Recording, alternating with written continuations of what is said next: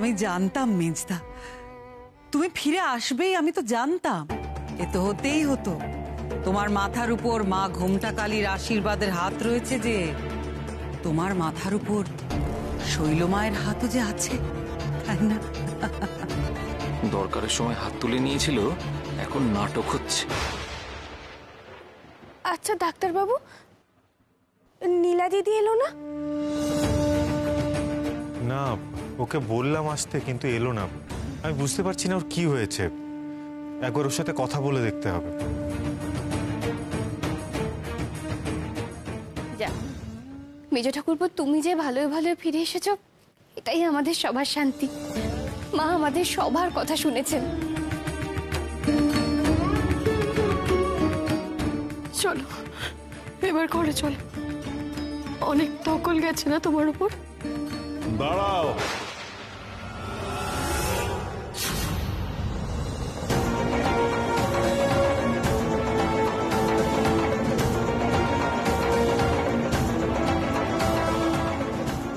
তোমায় কিছু জিজ্ঞেস করার আছে আমার।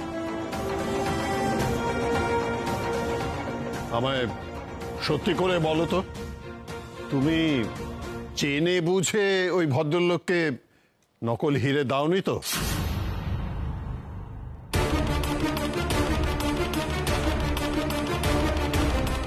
বাবা, তুমি আমায় সন্দেহ করছো? আচ্ছা, আমি কেন কি কারণে সেটাই আমি জানতে চাইছি। আর সন্দেহ না করার তো কোনো কারণ নেই।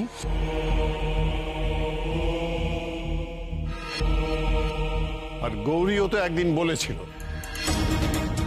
ওই তো শৈলমালা তখন কথা বলছিলেন নকল হিরে নিয়ে। তোমরা ওই শৈলর চেম্বারে নকল হিরে টিরে নিয়ে কি আলোচনা করছিলে, আর আজকে সেইটাই সত্যি হলো।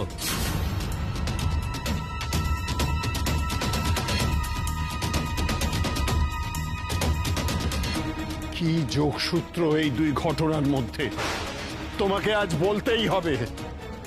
যতক্ষণ না এর কোনো সদুত্তর পাচ্ছি, আমি শান্তি পাচ্ছি না।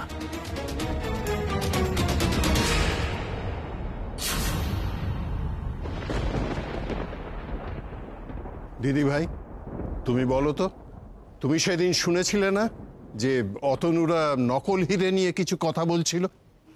হ্যাঁ দাদু, আমি তো সেটাই শুনেছিলাম।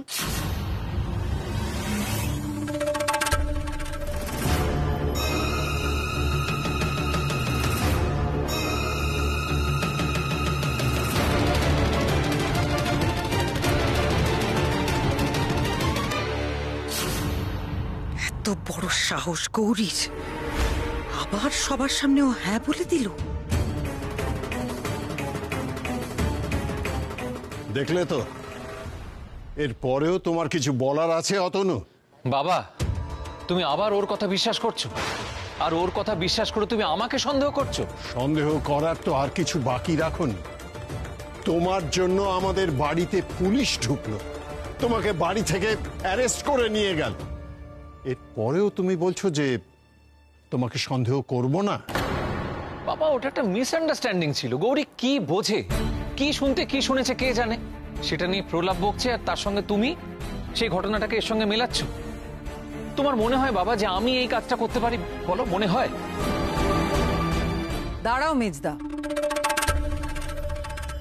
প্রশ্নটা তোমাকে করা হয়নি, প্রশ্নটা করা হয়েছে আমাকে। কারণ আমার সামনে, আমার ঘরেই কথাটা উঠেছিল, সেই জন্য জেঠুমনি সন্দেহ করছে। শৈল, আমি তোমাকে কিছু বলিনি, আমি তো অতনুকে। না জেঠুমনি, না, এত বড় মিথ্যে কথা তুমি, এত বড় মিথ্যেবাদী তুমি। তুমি তো দিনকে রাত করে দিতে পারো। না মা, আমি মিথ্যা কথা বলছি না। হয়তো আমি আপনাদের কথা মাঝখান থেকে শুনেছি, তাই পুরোটা বুঝতে পারিনি। কিন্তু বিশ্বাস করুন, আমি মিথ্যা কথা বলছি না, আমি যেটা শুনেছি সেটাই বলছি। হ্যাঁ পিসিমণি, গৌরী হয়তো ছেলে মানুষ, কিন্তু গৌরী মিথ্যেবাদী নয়। আর এই কথাটা আমি বোধহয় আগেও তোমাদের বলেছিলাম।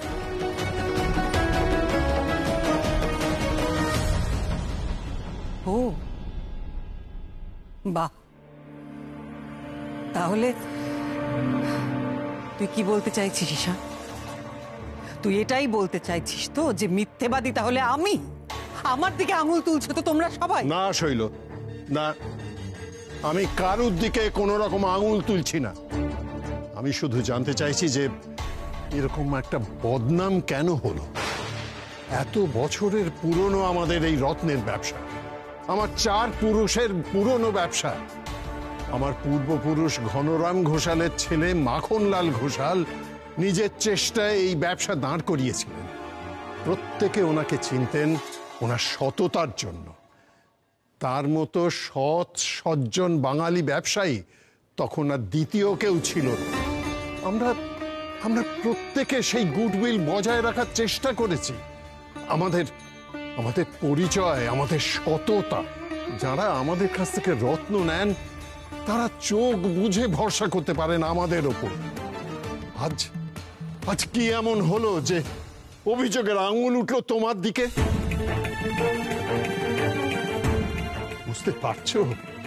বুঝতে পারছো অতনু যে এটা আমার জন্য কত বড় একটা অপমানের ব্যাপার? হ্যাঁ, লজ্জায় আমার মাথা নিচু হয়ে যাচ্ছে। আচ্ছা বাবা, তুমি তো নিজেই বললে যে এরকম ঘটনা এর আগে কখনো তুমি শোনোনি, আর তুমি নিজেও তো এই ব্যবসা থেকে বহু বছর হলো সরে গেছো। এখন আমি আর কাকাবাবু দুজনে মিলে ব্যবসাটা চালাই। তো এরকম কোনো ঘটনার আগে ঘটেছে? এখন কেন ঘটলো এটা তো আমারও প্রশ্ন। কিন্তু প্রশ্নটা যে আমার দিকে উঠবে এটা আমি কখনো আন্দাজ করতে পারিনি। তুমি খুব ভালো করে জানো যে অত্যন্ত সৎভাবে আমরা ব্যবসাটা চালাই। তাহলে আজকে এই ঘটনা ঘটলো কেন? বাবা, তুমি কেন বুঝতে পারছো না যে এর মধ্যে কোথাও কিছু একটা গোলমাল আছে? হ্যাঁ, গোলমাল তো আছেই। গোলমালটা কোথায় আছে, কেন আছে, সেটাই আমাদের খুঁজে বার করতে হবে। হ্যাঁ, আমিও তো সেটাই ভাবছি। এরকম একটা ঘটনা আমাদের পরিবারে আগে তো কখনো ঘটেনি। তাহলে এবার কি এমন হলো? হ্যাঁ, সাপ্লায়ার। হ্যাঁ, সাপ্লায়ার। যারা হিরেটা আমাকে পাঠিয়েছে আমার মনে হচ্ছে তারা কোনো কাজ করেছে। মানে হ্যাঁ, সেটাই।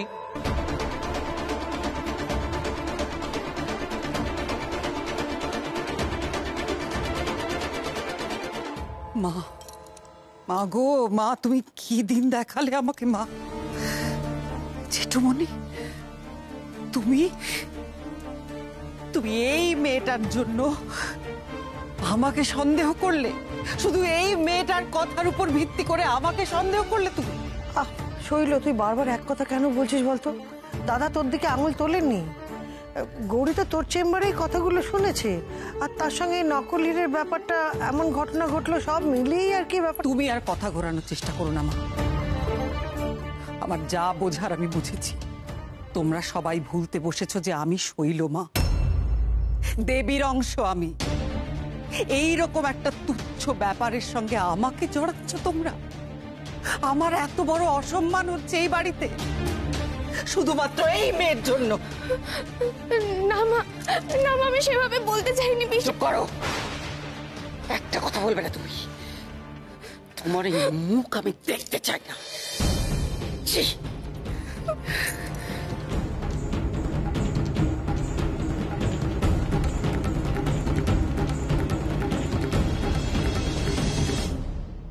ওফ, আমার আর এসব ভালো লাগছে না। কি থেকে কি হয়ে গেল?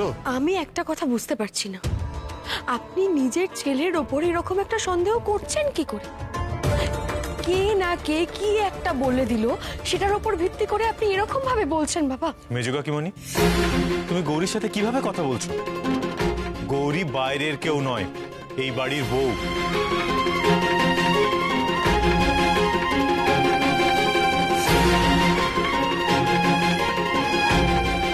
তার মানে তুই বলতে চাইছিস যে আমি ইচ্ছে করে নকল হিরে বিক্রি করেছি? বাহ ঈশান, বাহ, দারুণ। তুই আমাদের আর কত অপমান করবি তো বইয়ের জন্য? তুমি ভুল করছো মেজকা। আমি কিন্তু একবারও বলিনি যে তুমি এই কাজটা করেছো। আমি বরং বারবার বলছি যে নিশ্চয়ই কোথাও না কোথাও ভুল বোঝাবুঝি হয়েছে। কিন্তু গৌরী মিথ্যেবাদী এই কথাটা প্লিজ তোমরা কেউ বলো না। ও নিশ্চয়ই এই ধরনের কোনো কথা শুনেছে। আচ্ছা তোমরাই একটা কথা বলো না, যে এই ধরনের কোনো কথা বলে গৌরীর ঠিক কি লাভ হবে? শান, একটু চুপ কর না তুই। দেখছিস তো বাড়িতে এমনিতে একটা অশান্তি হচ্ছে, তার মধ্যে তুই আবার। না মা, যেটা সত্যি সেটা আমাকে বলতেই হবে। এই ঘরে কিছু একটা ঘটবে আর সবাই মিলে গৌরীকে দোষারোপ করবে, এটা তো আমি বারবার মেনে নিতে পারি না মা। ডাক্তারবাবু, আপনি দয়া করে রাগ করবেন না। আর দাদু, আমি বলি কি, তুমিও তো ভেবো না গো। মেজো কাকা যে বাড়িতে ফিরে এসেছে সেটাই তো অনেক, বলো। আমাদের বাড়ির উপর দিয়ে এত বড় একটা বিপদ কেটে গেল, আর তুমি আর রাগ করে দেখো না গো। মা সব ঠিক করে দেবেন গো। মা তো আমাদের সঙ্গে আছেন, বলো। তুমি এত ভেবো না, তুমি বিশ্রাম নাও। অনেক রাত হয়ে গেছে, এবার কিন্তু শরীর খারাপ করবে। হ্যাঁ দাদা, গৌরী ঠিক কথাই বলেছে। আপনি যান, ঘরে গিয়ে বিশ্রাম নিন। তারপরে আপনি যদি অসুস্থ হয়ে পড়েন তাহলে আমাদের কি হবে বলুন তো? আপনি যান। মুক্তা, পলা, তোরাও ঘরে যা। চল, আমিও যাচ্ছি। চল। আমি বলি কি মা, তুইও ঘরে গিয়ে বিশ্রাম নে। তোর উপর যা ধকল গেল, যতক্ষণ না মেজো খোকা ছাড়া পেয়েছে ততক্ষণ তো তুই মন্দিরে গিয়ে আরতিই করে গেছিস। যা মা, যা, বিশ্রাম নে। শান, নিয়ে যা ঘরে। এসো। আর মেজো খোকা, তোকেও একটা কথা বলি।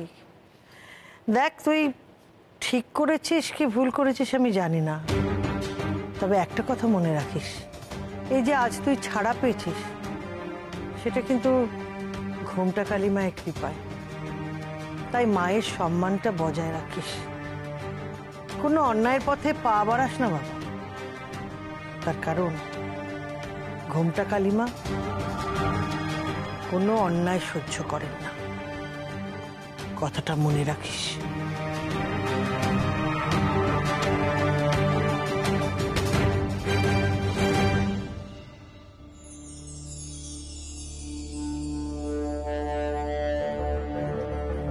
ঘোমটা কালী, ঘোমটা কালী তো আমাকে উদ্ধার করেছে ওখান থেকে। সেটেলমেন্টের টাকাটা কে দেবে? তোমাদের ঘোমটা কালী? সে এসে দিয়ে যাবে? চত্বর সব।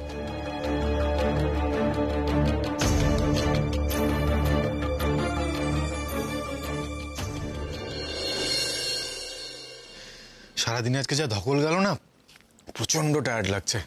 সে তো স্বাভাবিক ডাক্তারবাবু, মেজো কাকাকে নিয়ে যা দৌড়াদৌড়ি হলো। তবে সবটা ভালোই ভালোই মিটে গেছে, এটাই অনেক। কিন্তু গৌরী, একটা খটকা সেটা না কিছুতেই মন থেকে বেরোচ্ছে না, জানো? কিসের খটকা ডাক্তারবাবু? ওই যে দাদু যে কথাটা বললো, সেটা কিছুতেই মাথা থেকে বার করতে পারছি না। একটা লোক যাকে আমরা জানি না, চিনি না, সে হঠাৎ নকল হিরে নিয়ে মেজকারিগঞ্জে কমপ্লেন করে দিল। ব্যাপারটা একটু অদ্ভুত নয়? ছি ছি ডাক্তারবাবু, এরকম করে বাড়ির লোককে কখনো সন্দেহ করতে আছে? আর যদি কোনো ভুলও হয়, সেই ভুল শুধরাবার পথ তো মা আমাদেরকে ঠিক দেখাবেন। ঠিক ঠিক ঠিক, তোমার মা তো বিশ্ব ব্রহ্মাণ্ডেরও মা, উনিই তো সব করে দেন। হ্যাঁ, সত্যিই তো তাই। আমরা তো সবাই মায়েরই সন্তান। আপনি মানুন বা নাই মানুন, আপনার ভালো মন্দের খেয়ালও কিন্তু মা রাখেন। ব্যাস, যেই মায়ের প্রসঙ্গ উঠেছে অমনি মামা করে আমার মাথা খাওয়া শুরু করে দিয়েছো তো। শোনো গৌরী, আমার না অনেক কাজ আছে, আর সেগুলো তোমার মা করে দেবে না, আমাকেই করতে হবে। কি ব্যাগটা? কিন্তু আপনি ঘুমাবেন না ডাক্তারবাবু? না গৌরী, অনেকগুলো কাজ আছে, আগে ওগুলো করতে হবে। কিন্তু ব্যাগটা কোথায় রাখলাম বলো তো? দাঁড়ান, আমি দিচ্ছি।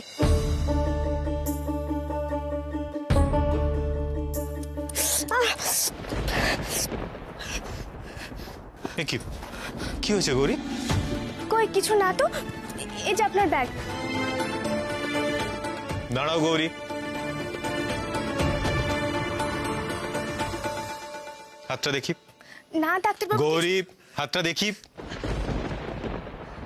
কি গৌরী, কি অবস্থা? গৌরী, তুমি আবার পাকামো শুরু করেছো?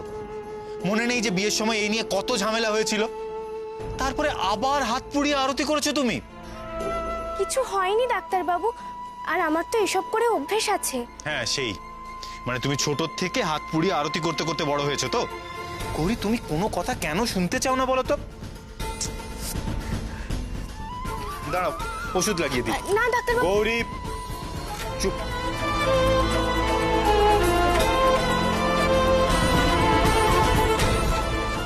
বসো এখানে।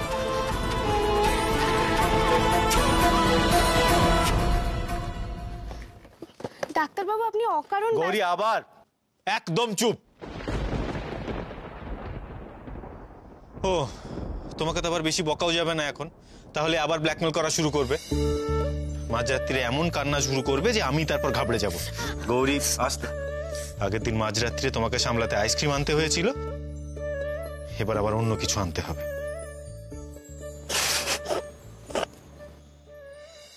গৌরী তোমার কি লজ্জাবোধ একদমই চলে গেছে? আমি তোমাকে বকছি আর তুমি হাসছো। ডাক্তারবাবু আমি তো জানতাম এতদিন আমি আপনাকে ভয় পাই, কিন্তু এখন তো দেখছি আমি কাঁদলে আপনি আমাকে ভয় পান। ভয় না পেয়ে কোনো উপায় আছে? তারপর এমন শুরু করো তুমি, কেঁদে কেটে হেঁচকি তোলা শুরু করবে, তারপর বলবে যে আমি তোমাকে জোর করে বিয়ে করেছি, তোমাকে পছন্দ করি না। আস্তে, হাতটা নাড়িও না গৌরী। মুখে তো কথার শেষ নেই তোমার, সারাক্ষণ কথার ফুলঝুরি ফুটছে। আমি এখন ঠিক আছি ডাক্তারবাবু, আপনি কাজ করবেন না? আপনার তো দেরি হয়ে যাচ্ছে। সেসব পরে হবে গৌরী, আপাতত ঘুমোও তুমি। না না ডাক্তারবাবু।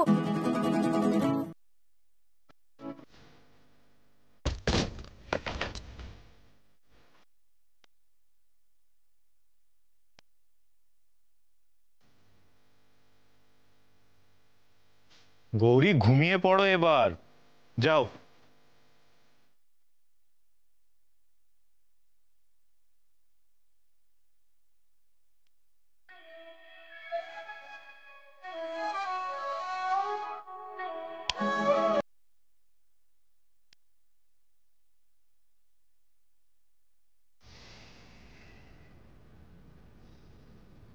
মাগো ডাক্তারবাবু এত খেয়াল রাখেন আমার যে মাঝে মধ্যে বিশ্বাসই হয় না।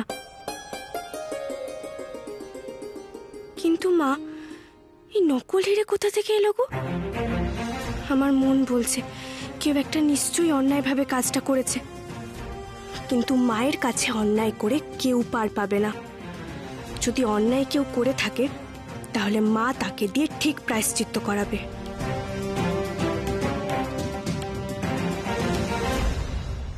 কি করবো রে শৈল, আমার তো টাকা জোগাড় করতে একবারে কালঘাম ছুটে যাচ্ছে। ও তো ওই শর্তেই ছেড়েছে যে ওকে টাকা দিতে হবে। এখন আমার সত্যি মাথা কাজ করছে না রে শৈল। তুই তুই কিছু একটা উপায় বল না, কি করা যায়? হিরেগুলো বেচে যে এত টাকা পেলে, কি করলে সেই টাকা?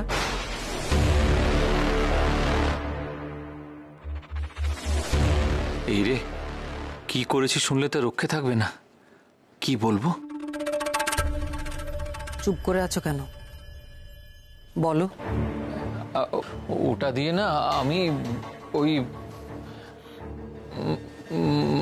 মাধুরীকে একটা হার কিনে দিয়েছিলাম। রে এবার না বলে হারটা দাও। ইস, আমার এত শখের হারটা। বাহ, ভারী মিষ্টি কাজ করেছো মেজদা। তাহলে এবার যাও, বউয়ের হারটা বেচে টাকা নিয়ে এসো। না না, আমার হার। কি করে মেজদা, কি করে তুমি এরকম একটা কাজ করতে পারলে? আমি ভাবতেই পারছি না। দেখ শৈল, ওই বিজনেসম্যান যে হিরেটাকে যাচাই করবে এটা আমি কি করে বুঝবো বলতো? ওই বিজনেসম্যানের ব্যবস্থা তো আমি করবই, কিন্তু তার আগে ব্যবস্থা করতে হবে গৌরীর। দিনে দিনে ওর দুঃসাহস বেড়েই চলেছে, এত বড় সাহস ওর। আর ওর জন্যই জ্যাঠামশাই আমাদের প্রশ্ন করছে, ওর জন্য। বাবা চিরকালই একটা কথা বলেন, একবার যদি সন্দেহের বীজ জন্মায় তাহলে সেই বীজ থেকে মহীরুহ জন্মাতে বেশি সময় লাগে না। তাই আমাদের যত তাড়াতাড়ি সম্ভব সবকিছু সামলে নিতে হবে, নাহলে আমাদের এত বছরের ব্যবসা, এত কিছু সবকিছু জলাঞ্জলি যাবে। তুই চিন্তা করিস না শৈল, ওর জন্য আমি যা নরক যন্ত্রণা সহ্য করলাম, আমি ওকে কিছুতেই ছাড়বো না, কিছুতেই না। থাক, তোমার ক্ষমতা যে কতটা সেটা আমার বোঝা হয়ে গেছে মেজদা। এবার যা করতে হবে আমাকে করতে হবে। আর আমি গৌরীর ওপর পর পর এমন আঘাত হানবো লড়াই করার ওর কোনো ক্ষমতাই থাকবে না।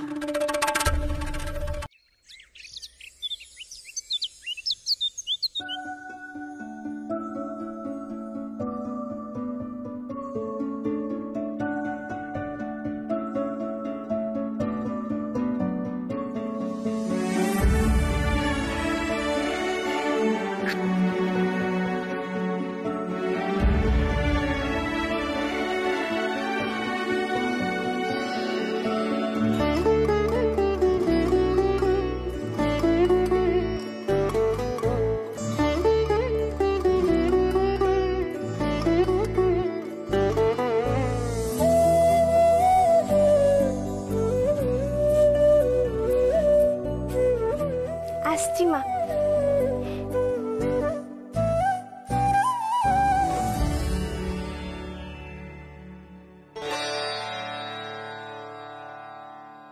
কি হলো মা, ডাকছো কেন?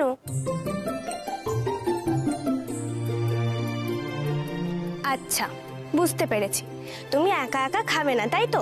তোমাকে খাইয়ে দিতে হবে। তুমিও না মা, মাঝে মাঝে এমন ছেলে মানুষই করো। আচ্ছা নাও, আমি খাইয়ে দিচ্ছি।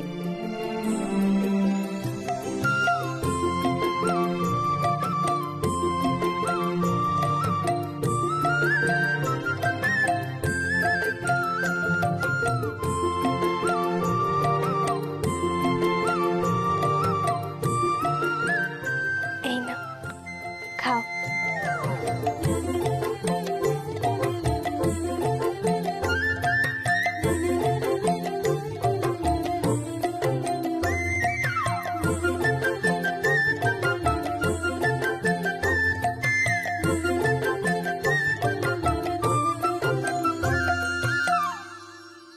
আমার লক্ষ্মী মা। এ কি সাংঘাতিক কাণ্ড! মেয়েটা ভোগের থালা থেকে মাকে খাওয়াচ্ছে। না না, এটা তো এক্ষুনি শৈলমাকে জানাতে হচ্ছে।